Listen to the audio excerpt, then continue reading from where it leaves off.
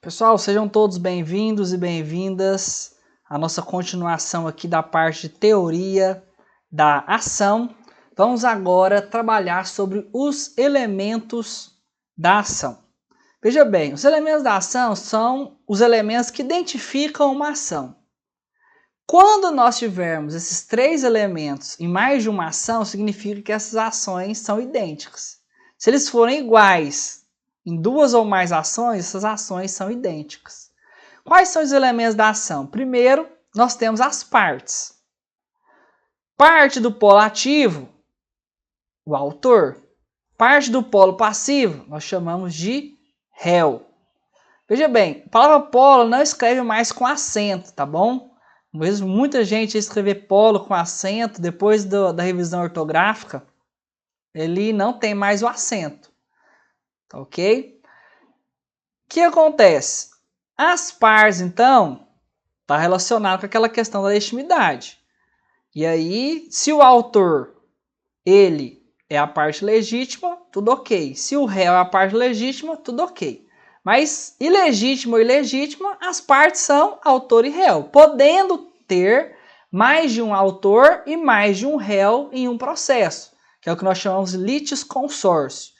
Se for do lado do autor, litisconsórcio ativo. Se for do lado do réu, litisconsórcio passivo. Então é possível ter mais de uma pessoa, 2, 3, 4, de um lado ou de outro do processo.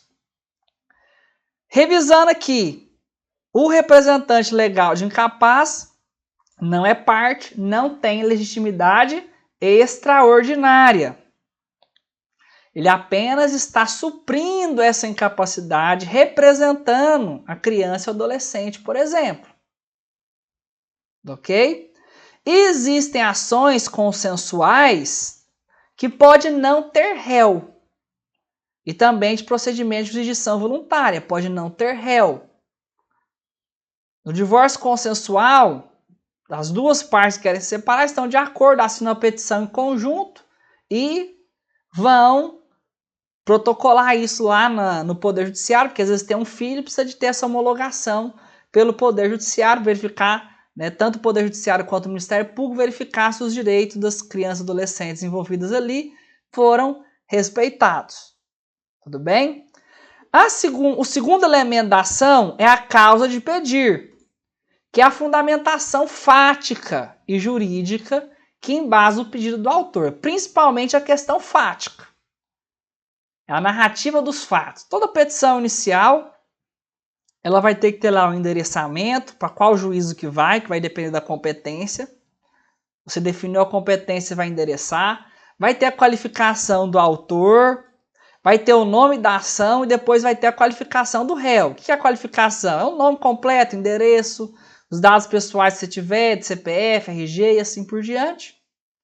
E depois vai vir a parte dos fatos, onde você vai narrar o que aconteceu na vida real, a lide, o conflito de interesse que surgiu ali, para que posteriormente você possa produzir provas a respeito daqueles fatos e ter eventualmente a sua ação julgada procedente pelo Poder Judiciário. Então a fundamentação fática e jurídica que embasa o pedido, que é a conclusão da sua petição inicial, é o que nós chamamos de causa de pedir. Causa de pedir. São os fatos daquela ação, daquela petição inicial, a narrativa fática que você trabalhou ali. Nós temos também o pedido. O pedido é o elemento finalizador, importantíssimo, porque é ele que vai delimitar o que o Poder Judiciário vai poder ou não conceder para o autor da ação. Porque o Poder Judiciário não pode dar a mais do que o autor pede na sua petição inicial. Então, o que você pretende com a tutela jurisdicional é o que você vai pedir. Você vai pedir uma indenização por dano material, você vai pedir uma indenização por dano moral, você vai pedir uma obrigação de fazer, você vai pedir o pagamento de uma dívida, você vai pedir uma multa para a pessoa parar de fazer alguma coisa que ela está fazendo recorrentemente, festa na casa até 4, 5 horas da manhã e assim por diante. É o que você pretende alcançar com o Poder Judiciário. E aqui no pedido nós temos o pedido imediato, que é o propriamente dito, pedido de indenização, pedido de condenação a pagamento de dívida e assim por diante, e o bem da vida tutelado, que é o pedido imediato. Então, se você está cobrando uma dívida, né, o pedido de condenação para pagar a dívida é o pedido imediato. O patrimônio, a propriedade privada, é o bem da vida tutelado. Se uma pessoa, uma empresa, inscreve o seu nome erradamente no SPC, o pedido de indenização e retirada do nome do SPC é o pedido imediato. Mas qual que é o bem da vida tutelado? A honra, né? O direito está sendo tutelado ali, a honra da pessoa que foi anotada ali como mal pagadora e ela não é mal pagadora. Colocaram o nome dela errado.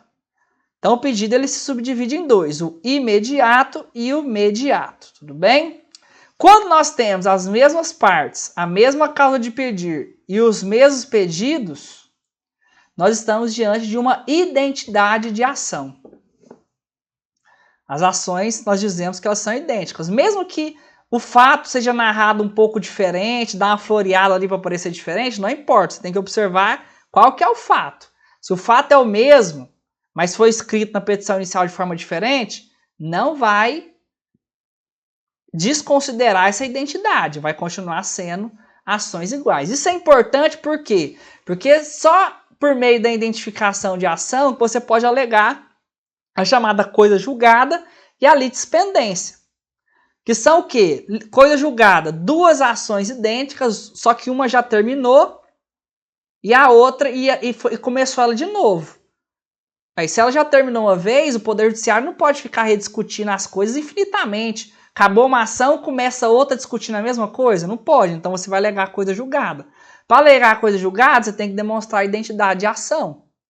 E a litispendência, que é a mesma coisa, só que ao invés de um processo determinado, os dois processos estão correndo juntos, ao mesmo tempo. Uma cidade, outra em outra, não importa. Até mesmo na mesma cidade, em varas diferentes, ou na mesma vara, não importa. Tem dois processos idênticos correndo ao mesmo tempo. Então você tem que extinguir o último e manter aquele que é o juízo prevento, aquele que primeiro registrou e distribuiu a ação.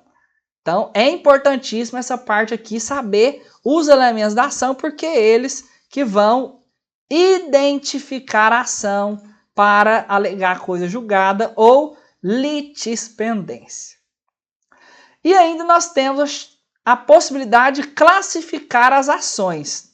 Então essa classificação aqui, ela obviamente vai depender do critério utilizado e você pode ver aí em livros diversos tipos de classificação. As mais importantes eu coloquei aqui para vocês. A primeira delas é a real ou pessoal. Isso aqui, pessoal, é importante até porque vai trazer uma consequência lá para a questão de competência, que nós já vimos. Porque se a demanda é de direito real sobre bem imóvel, nós temos aquela questão de competência, de foro de situação da coisa, etc., que vai depender de um tipo de ação real sobre bem imóvel. Tá bom? Mas a diferença aqui é basicamente assim, ó. Se for direitos reais, se tiver lá discutindo dentro do livro de direitos reais, lá do Código Civil, a ação é real. Se não for direito real, é porque ela vai ser pessoal, não existe uma terceira classificação. Então, ou ela é real ou é pessoal. Se não for real, excluiu, não está falando de propriedade, não está falando de hipoteca, anticrese, não está falando de usufruto, de uso. Então é porque é demanda pessoal. Então, cobrança de dívida, indenização por acidente de trânsito, indenização por escrever o nome no SPC errado, é tudo demanda pessoal. Nós temos também a classificação sobre as ações de conhecimento. A ação de conhecimento é aquela que inicia e você vai ter que passar por todo um processo de contraditório, com contestação, produção de provas, buscando uma tutela jurisdicional. Conhecimento significa porque a gente vai produzir provas para que o juiz possa conhecer dos fatos e aplicar o direito ao caso concreto. Diferentemente da ação de execução, que você tem um título de crédito, por exemplo, um cheque, uma nota promissória, você não precisa produzir provas ao longo do processo. Você tá com aquele cheque ali, é prova suficiente para já cobrar a dívida da pessoa, não precisa de passar, ouvir testemunha, essas coisas. É o diferente de ação de execução. Então, na ação de conhecimento, nós podemos ter uma ação condenatória, quando você quer, né, que o juiz condene a pagar uma indenização, condene a pagar uma dívida. Uma ação de constituição de direito, que é, por exemplo, a anulação de um contrato. Um contrato que tem uma cláusula nula ou ele é totalmente nulo porque foi feito por pessoa incapaz e assim por diante.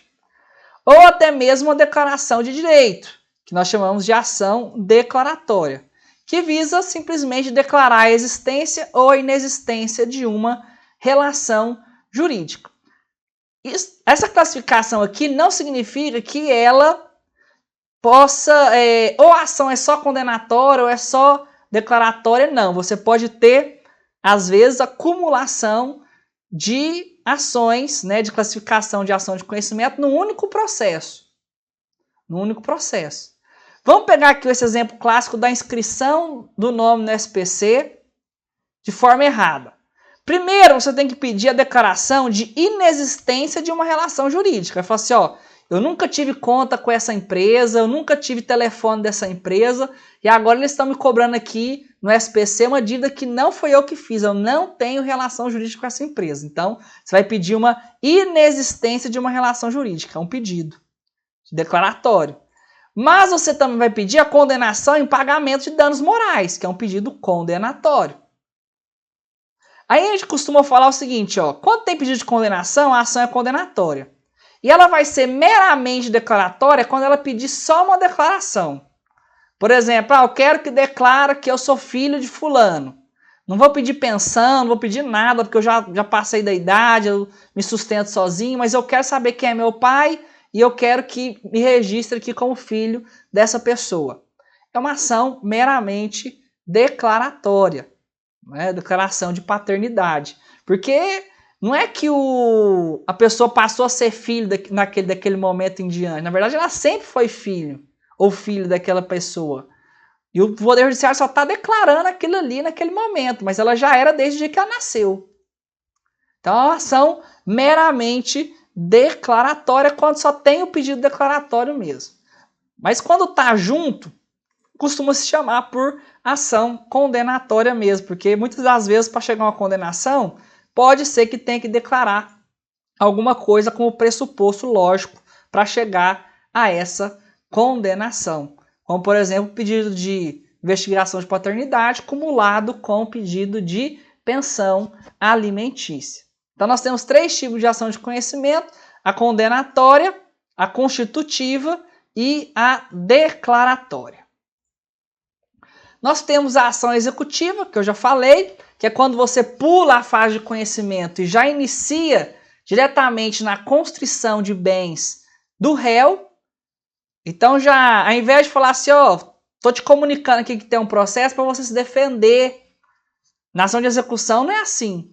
A ação de execução é, tô te citando aqui desse processo para você pagar a dívida. Você tem que pagar essa dívida. Você deixou um cheque aqui, você deixou uma nota promissória, você tem que pagar essa dívida. Não tem que discutir mais se você deve ou não. Tá aqui provado, certo? Líquido e certo que você deve para essa pessoa porque ela tem um título de crédito. E você é o devedor nesse título de crédito. E ela é a credora. Aí nós chamamos de ação executiva. Tudo bem? É a que já vai diretamente para a fase de execução. A ação de conhecimento, depois que ela termina, principalmente a condenatória, ela vai ter a fase de cumprimento de sentença, se a pessoa não cumprir. Ó, foi condenada a pagar 10 mil de indenização, não pagou. Aí você vai cumprir aquela sentença e vai penhorar os bens, aquilo que foi achando no nome da pessoa, beleza. A ação executiva é quando você já pula a ação de conhecimento e já vai direto para ela. Tem um livro no Código de Processo Civil que é só sobre a ação de execução, que vai falar da penhora online do banco. Hoje você tem diversos tipos de penhora, até penhora de ativos financeiros, de crédito que a pessoa tem para receber no Uber, de aplicação nessas contas digitais e assim por diante. Entra tudo, né? Nós temos a ação mandamental, que é aquela que estipula já uma coerção indireta para a pessoa cumprir uma obrigação, geralmente uma obrigação de fazer ou de não fazer. Por exemplo, ó, você precisa entregar tal coisa até tal dia. A partir desse dia vai incidir uma multa de R$1.000 por dia. Você já deve ter escutado, quem está começando o processo agora deve ter escutado já. Né? O juiz determinou uma multa diária de R$10.000 em caso de descumprimento da medida. Por quê? Ação mandamental ali. Tem que fazer alguma coisa e aí você coloca uma coerção indireta. Por que ela é indireta? Porque não vai tomar aquilo da pessoa ou ela está pedindo para ela entregar. Então o modo de coagir ela não é ir lá e tomando, mas sim colocando um efeito nela de que, ó, se eu não cumprir, eu vou ter que pagar uma multa, então é melhor eu cumprir. Então a coerção, ela é indireta. É típico da ação mandamental. E nós temos também uma classificação importante que é a ação dúplice. A ação dúplice é aquela que você pode, o réu, ele pode pedir algo contra o autor, tá? Sem precisar daquilo que nós chamamos de reconvenção. O que é a reconvenção? A reconvenção é quando o réu, ao invés de ele ficar só na defesa no processo, ele também passa ao ataque, ele vai pedir algo contra o autor. Essa reconvenção ela tem diversos requisitos, ela tem que ter valor da causa, ela tem que ter narrativa fática, ela tem que ter todo um arcabouço, é como se fosse uma petição inicial contra o autor da primeira petição inicial, dentro do mesmo processo. É a chamada reconvenção. O pedido contraposto, que é possível quando você tem uma ação dupla, ele dispensa algumas formalidades, você não tem que colocar o valor da causa, e o réu ele pode pedir diretamente também contra o autor. Um exemplo de ação dupla, para vocês entenderem, é a ação de alimentos. Teve um caso de um cantor muito famoso que entrou com uma ação de alimentos para diminuir o valor que ele pagava para o filho ou para a filha, não lembro, também não vem ao caso. Resultado, ele saiu do processo pagando mais do que quando ele entrou. Por quê? Porque na ação de alimentos ele é dúplice. No caso, a mãe da criança, provavelmente representante dela, fez um pedido contraposto para que, ao invés de diminuir, aumentasse o valor do pagamento da pensão e comprovou lá que realmente ele tinha condições de pagar mais do que ele estava pagando. Como a ação é dúplice de alimentos, isso era possível? Era possível. Aconteceu? Aconteceu. E o autor saiu perdendo? Saiu perdendo. Tá bom? Qual que é a diferença? Além de requisitos formais que a reconvenção possui, a reconvenção ela é autônoma. Se desiste da ação principal, por exemplo, a reconvenção continua andando. Já no pedido contraposto de ação dúplice, quando encerra a ação principal, também cai o pedido contraposto. Então, se você encerra a ação principal por algum motivo, sem resolução de mérito, alguma coisa assim, o pedido contraposto se encerra junto, acompanha a sorte do principal. Já a reconvenção não, ela é autônoma. Se por acaso extinguir o primeiro pedido, o inicial, aquele que deu início à ação, a reconvenção vai poder continuar de forma autônoma em relação àquilo. Tudo certo? Vamos terminar a aula por aqui. Na próxima aula a gente já vai chegando aí nos nossos últimos tópicos, que são a parte de pressupostos processuais, que tem as suas subdivisões, e vamos caminhando aí para o final do nosso curso. Beleza? Tchau, tchau!